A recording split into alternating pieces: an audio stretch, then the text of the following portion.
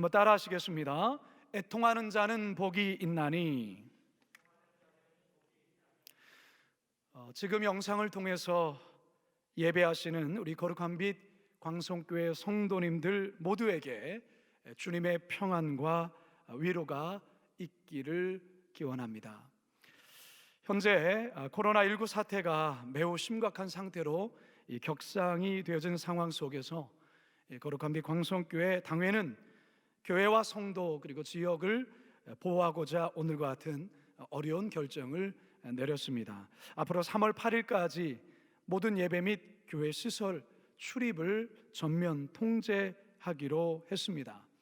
모여서 예배드리는 것이 분명한 신앙적 원칙이지만 집단 감염이 점점 확산되고 있는 위험한 상황 속에서 불가피한 최선의 선택임을 알려드립니다.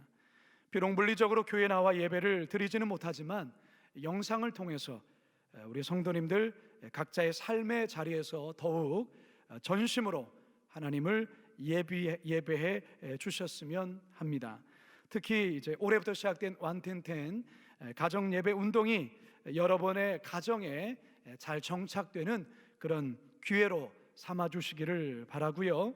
더불어서 예수님의 광야에서 40일간 금식하며 기도하셨던 것처럼 사순절 이 40일 동안 각자의 골방을 광야 삼아서 현 사태의 진정과 회복을 위해서 하나님 앞에 참회하며 기도하며 여러분 함께 해 주셨으면 감사하겠습니다. 특별히 부정적인 말을 조심해 주시고 오히려 서로를 위로하고 격려하는 말들을 해 주셔서 이 위기를 우리가 잘 극복해 나갔으면 좋겠습니다. 코로나19가 곧 진정되어서 모든 예배와 모임이 정상화되어서 하나님을 감격 가운데 예배할 그날이 곧 올 줄로 믿습니다. 성도 여러분, 저는 지난주에 이어 오늘 예수님의 위대한 강연 팔복 두 번째 이야기를 여러분들과 함께 나누려고 합니다. 인생을 살아오면서 단 한 번도 애통해 본 적이 없다고 할 사람은 아무도 없을 것입니다. 어떠한 일로 한 번쯤은 처절히 울부짖으며 눈물을 흘려 보았을 것입니다. 어쩌면 지금의 시국적 상황이 그렇지 않나 생각해 봅니다. 그런데 여러분, 우리 예수님께서 오늘 본문을 통해 애통하는 자들을 향한 아주 놀라운 선언을 하고 계십니다. 그것은 다름 아닌 애통하는 자가 복된 자요 행복한 자라 말씀하시는 겁니다. 아니, 어떻게 애통하는 자가 복되고 어떻게 애통하는 자가 행복할 수 있을까요? 우리 다 같이 본문으로 돌아가서 이 놀라운 선언을 하신 예수님의 말씀에 귀 기울여 보기를 원합니다. 우리 한번 따라 하실까요? 누구에게나 애통함이 있습니다. 미국의 한 통계에 의하면 남자는 한 달에 1.4회, 여자는 5.3회의 눈물을 흘린다고 합니다. 영국의 한 육아 전문 웹사이트에서 여성 3,000명을 대상으로 조사를 한 결과 생후 12개월 된 아기는 하루 3시간, 3살 되기까지는 하루 평균 2시간을 운다고 합니다. 10살까지는 일주일에 평균 12시간 12분, 10대에는 2시간 13분, 20대 이후에는 2시간 14분. 그래서 우리가 80세를 산다고 가정할 때 평생 약 16개월간을 운다는 이런 통계가 나왔습니다. 참 놀라운 것 같습니다. 우리에게 잘 알려진 정채봉 시인은 백두산 천지에 올라서 다음과 같은 시를 썼습니다. 슬픔이 없는 사람이 어디 있으랴 정채봉. 아, 이렇게 웅장한 산도 이렇게 큰 눈물샘을 안고 있다는 것을 이제야 알았습니다. 성도 여러분, 어른이건 아이건 할 것 없이 모두에게는 그들만의 슬픔 주머니가 하나씩을 가지고 있습니다. 오늘 우리가 대하는 본문은 애통하는 자, 눈물 흘리는 자들에 대한 예수님의 행복 강연입니다. 오늘 본문 5장 4절 함께 읽습니다. 시작. 애통하는 자는 복이 있나니 그들이 위로를 받을 것이며. 공동 번역에서는 이 본문을 또한 이렇게 번역합니다. 함께 읽습니다. 시작. 슬퍼하는 사람은 행복하다. 그들은 위로를 받을 것이다. 애통하는, 슬퍼하는, 이렇게 번역하고 있는 헬러 단어는 펜둔테스라는 단어인데요, 이 단어의 의미는 속으로 사귈 수 없으며 스스로를 주체하지 못할 정도의 극심한 슬픔을 의미합니다. 성도 여러분, 여러분은 속으로 사귈 수 없고 주체하지 못할 정도의 극심한 슬픔을 경험해 본 적이 있으십니까? 다윗이 그의 아들 압살롬이 죽었을 때 이 같은 애통을 했습니다. 사무엘하 18장 33절입니다. 시작. 왕의 마음이 심히 아파 문 위층으로 올라가서 우니라. 그가 올라갈 때에 말하기를 내 아들 압살롬아, 내 아들 압살롬아, 차라리 내가 너를 대신하여 죽었다면 압살롬 내 아들아 하였더라. 아멘. 모르드게 역시 하만의 관계로 유대 민족 모두가 한날 한시에 몰살된다는 소식에 그 또한 이렇게 애통했습니다. 에스더서 4장 1절입니다. 시작. 모르드게가 이 모든 일을 알고 자기 옷을 찢고 굵은 베옷을 입고 죄를 뒤집어 쓰고 성중에 나가서 대성통곡하며. 예수님이 탄생하셨을 때 폭군 대헤롯이 베들레헴 지역에 있는 유아들을 학살했던 적이 있습니다. 그때에 자녀를 잃은 부모들이 처절하게 울부짖으며 애통하지요. 마태복음 2장 18절입니다. 시작. 라마에서 슬퍼하며 크게 통곡하는 소리가 들리니 라헬이 그 자식을 위하여 애곡하는 것이라. 그가 자식이 없으므로 위로받기를 거절하였도다 함이 이루어졌느니라. 아멘. 성도 여러분, 사람들은 언제 애통할까요? 예기치 않은 고난을 당할 때, 또는 사랑하는 사람을 갑작스레 잃게 되었을 때 크게 애통합니다. 아니, 애통을 넘어서 절규합니다. 그런데 오늘 본문에서는 애통하는 자가 복되다고 말씀하십니다. 어떻게 애통하는 자가 복이 있으며 행복할 수 있을까요? 그 이유는 애통하는 자들을 우리 주님이 가까이 하시기 때문입니다. 애통하는 자들에게 주님의 특별한 위로가 있기 때문입니다. 성도 여러분, 우리 예수님은 애통하는 자를 위하여 이 땅에 오셨습니다. 그리고 애통하는 자를 위하여 십자가를 친히 지시고 십자가에 매달려 죽으셨습니다. 우리 예수님은 애통하는 자들과 함께 아파하시고 애통하는 자들과 함께 우십니다. 나사로가 죽었을 때 예수님은 말할 수 없는 탄식과 애통 속에 슬퍼하시며 마르다와 마리아와 함께 우셨습니다. 요한복음 11장 33절 35절입니다. 시작. 예수께서 그가 우는 것과 또 함께 온 유대인들이 우는 것을 보시고 심령의 비통이 여기시고 불쌍히 여기사 이르시되 그를 어디에 두었느냐? 이르되 주여 와서 보옵소서 하니 예수께서 눈물을 흘리시더라. 성도 여러분, 인생의 시련으로 아파하시고 애통하시는 분들이 있습니까? 예기치 않은 고난으로 애통하시는 분들이 있습니까? 가족 간의 갈등으로, 재정적인 어려움으로, 질병으로, 인생의 광야로 지금 애통하시는 분이 계십니까? 그런 분들이 있다면 이 시간 우리 주님의 특별한 위로가 있게 될 줄로 믿습니다. 이 주님의 특별한 위로하심이 이 시간 예배하는 우리 모두에게 넘치게 되기를 주님의 이름으로 축원합니다. 두 번째 한번 따라 하시겠습니다. 죄로 인해 애통해야 합니다. 위대한 왕 다윗이 평생에 씻지 못할 죄를 지은 적이 있었습니다.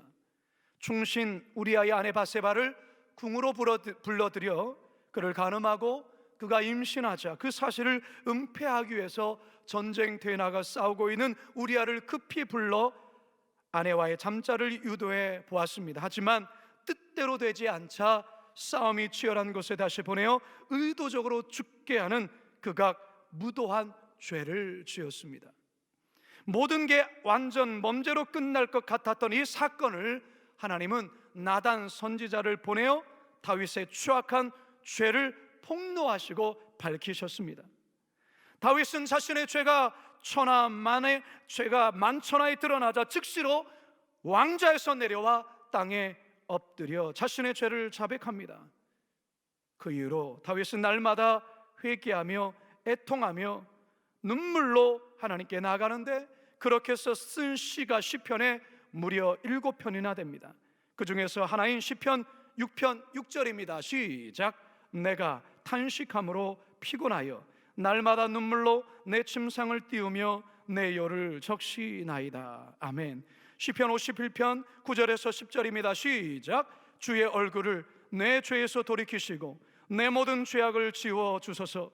하나님이여, 내 속에 정한 마음을 창조하시고 내 안에 정직한 영을 새롭게 하소서. 성도 여러분, 자신의 지은 죄로 인하여 하나님 앞에 크게 애통해하고 통곡해 보신 적이 있으십니까?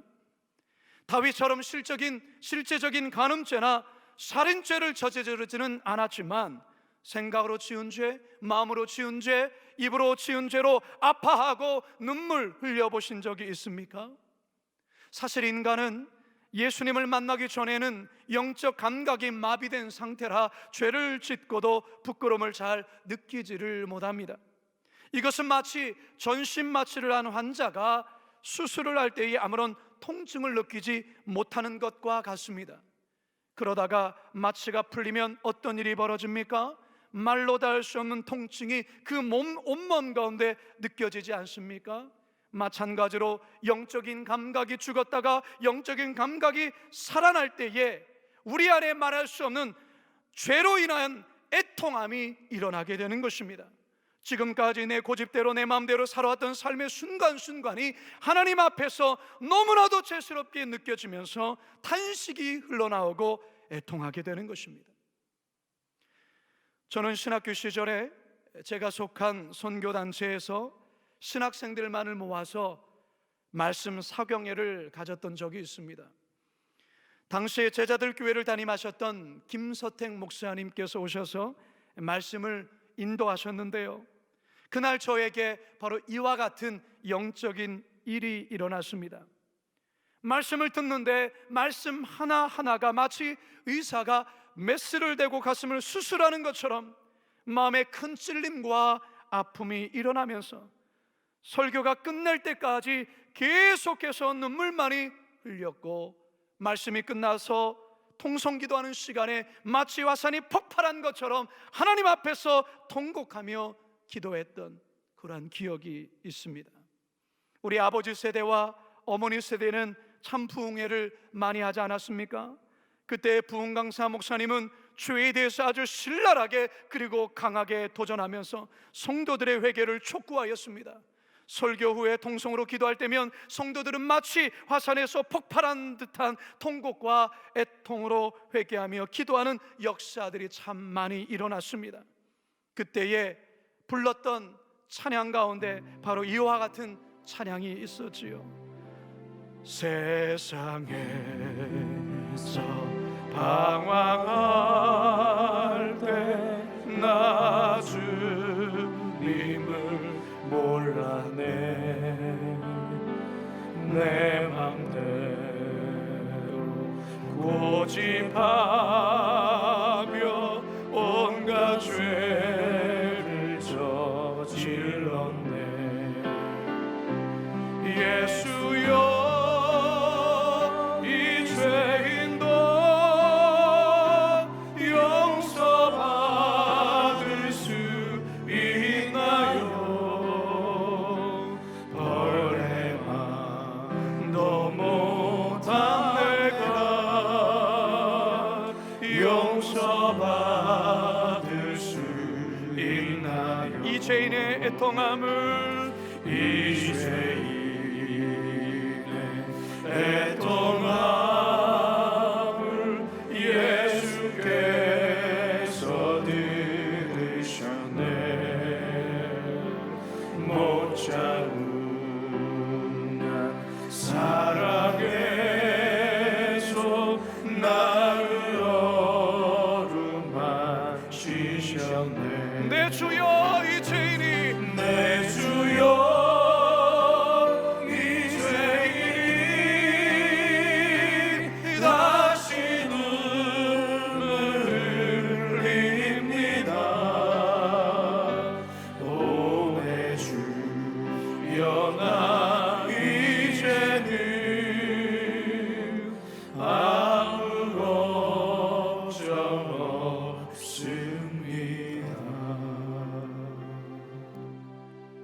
성도 여러분, 하나님은 자신의 지은 죄로 인하여 아파하고 애통하는 자를 귀하게 보십니다.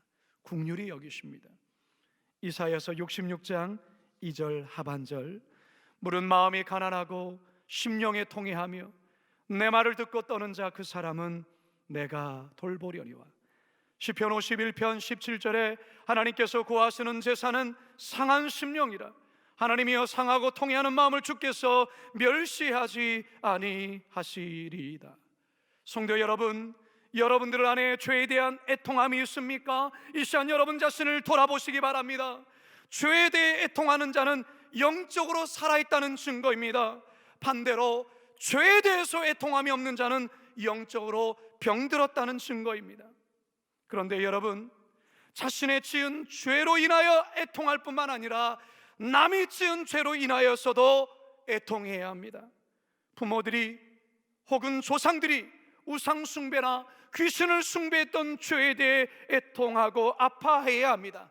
더 나아가 우리 민족이 과거에 지은 죄로 말미암아 마치 그것이 내가 지은 것이냐 하나님 앞에서 애통해야 합니다. 느헤미야가 바로 이 같은 애통함이 있었습니다. 느헤미야 1장 4절 6절과 7절 함께 읽습니다. 시작. 내가 이 말을 듣고 앉아서 울고 수일 동안 슬퍼하며 하늘의 하나님 앞에 금식하며 기도하여 이제 종의 주의 종들인 이스라엘 자손을 위하여 주야로 기도하며 우리 이스라엘 자손이 주께 범죄한 죄들을 자복하오니 주는 귀를 기울이시며 눈을 여시사 종의 기도를 들으시옵소서. 나와 내 아버지의 집이 범죄하여 주를 향하여 크게 악을 행하여 주께서 주의 종 모세에게 명령하신 계명과 율례와 규례를 지키지 아니하였나이다. 사랑하는 성도 여러분, 자신의 지은 죄로 인하여 애통해야 합니다. 하나님은 그의 애통을 긍휼히 여기십니다. 뿐만 아니라 우리의 가족들이 지은 죄를 애통해야 합니다. 우상 숭배하며 하나님을 멀리했던 죄에 대하여 애통해야 됩니다. 더 나아가 우리 민족이 지은 죄에 대하여 애통해야 합니다. 지금의 코로나19의 확산에 대해 남을 향해 정죄하고 비난하며 남을 탓할 것이 아니라 이것이 나의 죄로 인함입니다. 그렇게 여기며 그렇게 고백하며 애통하며 기도해야 합니다. 그러면 하나님은 긍휼을 베푸시고 이 땅을 고쳐주실 것입니다. 우리에게 위로를 베풀어 주실 것입니다. 바라기는 이 한 주 동안 우리 모두가 주님 앞에서 나의 지은 죄와 남이 지은 죄와 민족이 지은 죄를 놓고 애통하며 기도하시는 우리 모두가 되기를 주님의 이름으로 축원합니다. 마지막 세 번째 한번 따라합니다. 주님과 함께 애통해야 합니다. 1995년 4월 19일 미국 오클라호마 시티의 한 빌딩에서 폭탄 테러가 일어났습니다. 사교 집단의 광신자이자 반정부주의자였던 티머시 맥베이가 연방 건물 청사 밖에 주차된 트럭에 폭탄을 정착해 건물을 폭파시킨 것입니다. 이로 인해서 168명이 사망했고 부상자만도 약 600명에 다다른 참극이었습니다. 주범인 맥베이는 1997년 재판에서 사형을 선고받고 2001년 독국물 주입 방식으로 처형됩니다.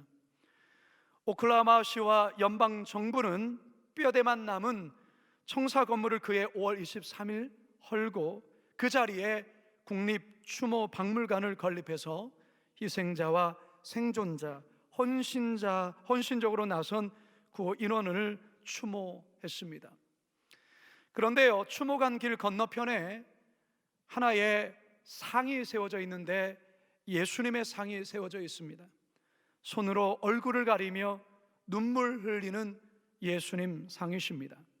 그 상 아래엔 이런 글귀가 적혀 있습니다. And Jesus wept. 그리고 예수는 울었다. 그렇게 적혀 있는 것입니다. 무고한 자들의 죽음에 대해 우리 예수님 애통하시며 함께 울었다는 의미의 조각상입니다. 성도 여러분, 신약 성경에서는 예수님께서 눈물 흘리시는 모습이 두 곳에 기록되어 있습니다. 첫째는 좀 전에 우리가 살펴보았던 죽은 나사로를 바라보시며 흘린 눈물이고, 또 하나는 예루살렘 성을 바라보시며 우셨습니다. 누가복음 19장 41절입니다. 시작. 가까이 오사 성을 보시고 우시며. 저 우시며에 해당하는 헬라어 단어는 에클라우센이라는 단어입니다. 슬퍼하고 피통하여 우는 것을 의미합니다. 여러분이 예수님의 눈물은 앞으로 닥칠 예루살렘의 멸망에 대한 참담한 애통이었습니다. 이것은 곧 하나님의 눈물이요 사랑의 눈물입니다. 더 나아가서 이 눈물은 예루살렘에만 국한된 것이 아니라 인류의 아픔을 보고 온 세상 모든 피조물의 고난까지 생각하시며 우신 메시아적인 눈물이요 메시아적인 애통입니다. 사랑하는 성도 여러분, 지금 우리에게는 바로 이 애통이 있어야 합니다. 우리 자신의 애통 때문에만 아니라, 우리 자신의 아픔 때문에 애통하는 것이 아니라, 남의 죄 때문에 애통하는 것만이 아니라 하나님의 애통을, 주님의 애통을 나의 애통으로 느끼며 주님과 함께 애통해야 합니다. 지금 우리가 살아가는 지구촌 구석구석에는 매일마다 비통한 소식들이 들려옵니다. 이념적 갈등과 종교적인 갈등, 민족적 갈등으로 세계 곳곳에서 테러가 일어나서 수많은 사람들이 죽고 있습니다.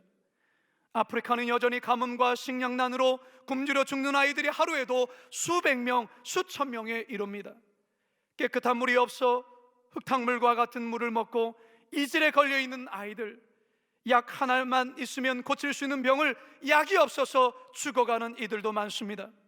주님은 이런 자들을 바라보시며 애통해 하시고 눈물 흘리십니다. 세계 곳곳에는 복음을 전하다 감옥에 갇혀 말할 수 없는 고문과 어려움 속에 있는 믿음의 형제들도 있습니다. 북한의 지하교회 성도들, 이슬람 국가의 믿음의 형제들, 바로 이들을 바라보며, 고난 중에 있는 이들을 바라보시며 우리 주님은 눈물을 흘리십니다. 오래전에 저에게 있었던 일입니다.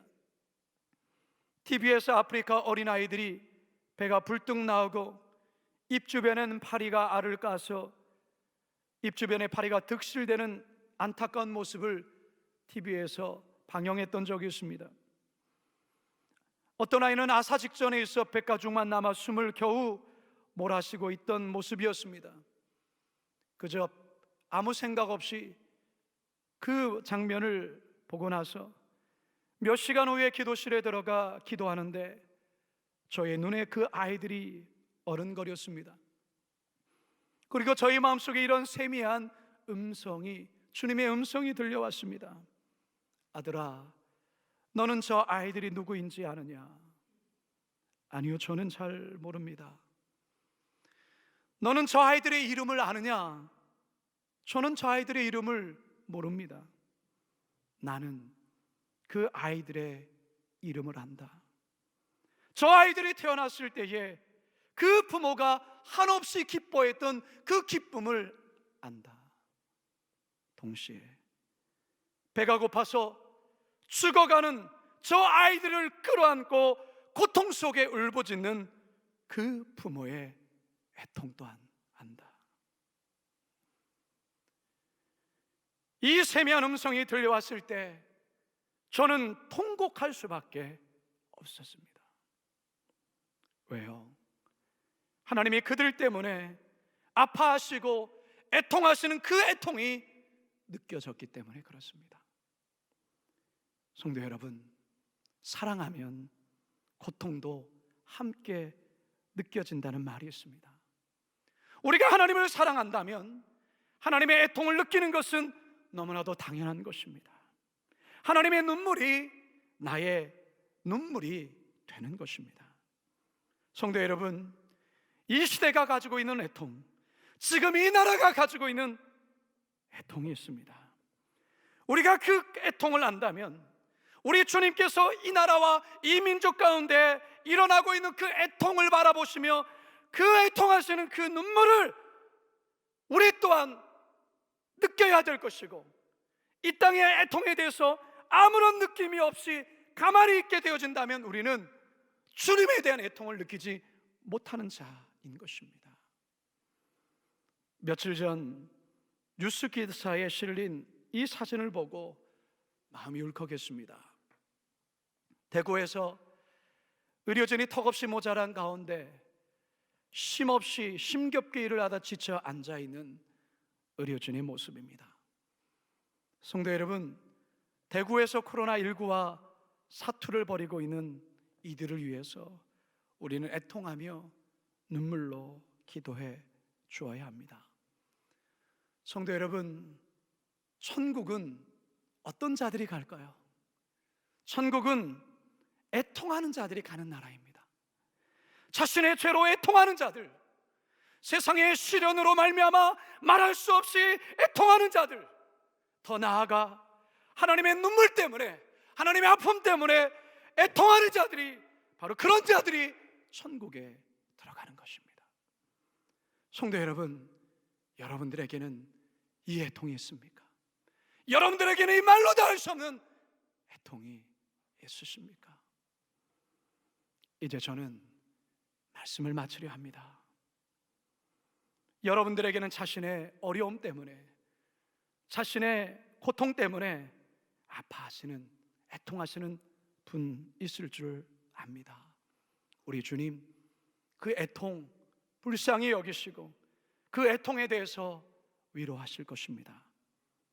그러나 우리의 애통이 나만의 문제를 가지고서의 애통으로 끝나서는 안 됩니다. 적어도 크리스찬들은 나를 넘어서 남의 죄악과 민족의 죄악을 놓고서 애통할 줄 알아야 합니다. 더 나아가서 우리 주님이 이 땅을 바라보시며 흘리는 그 애통을 나의 애통을 삼아, 나의 눈물 삼아, 나의 아픔 삼아 함께 눈물 흘리며 애통해야 합니다. 성도 여러분, 지금은 누군가를 향해 비난할 때가 아닙니다. 남을 정죄할 때가 아닙니다. 남을 탓할 때가 아닙니다. 지금은 하나님 앞에서 지금의 상황을 놓고 애통할 때입니다. 그러면 하나님의 위로가 우리에게 이 땅 가운데, 이 민족 가운데 임하게 될 것입니다. 이 한 주간 여러분의 골방에서 애통하실 수 있기 바랍니다. 이 한 주 동안 사순절 기간을 보내는 우리 모두가 골방에서 애통하심으로 하나님의 놀라운 하늘의 위로를 경험하시는 복된 자들 다 되시기를 주님의 이름으로 축원합니다. 이 시간 우리 말씀을 기억하며 찬양과 함께 기도의 자리로 나아갑시다. 하나님의 사랑, 주님의 눈물, 온 세상 임하여 잃어버린 영혼 찾아오신 주님, 지금도 우리를 사랑해. 우리 함께 찬양합시다.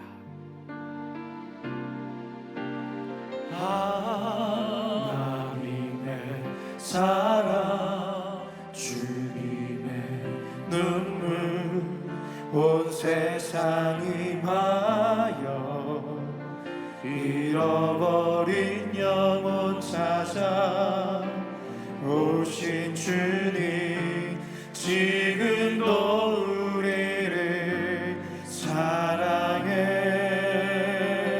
2000년 전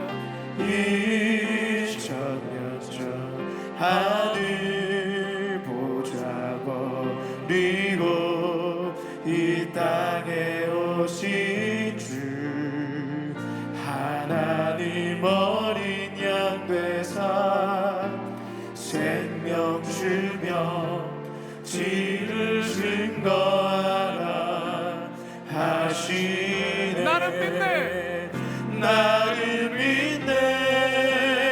거저하는 귀한 사 그 누가 되시나요? 그 누가 되시나리요.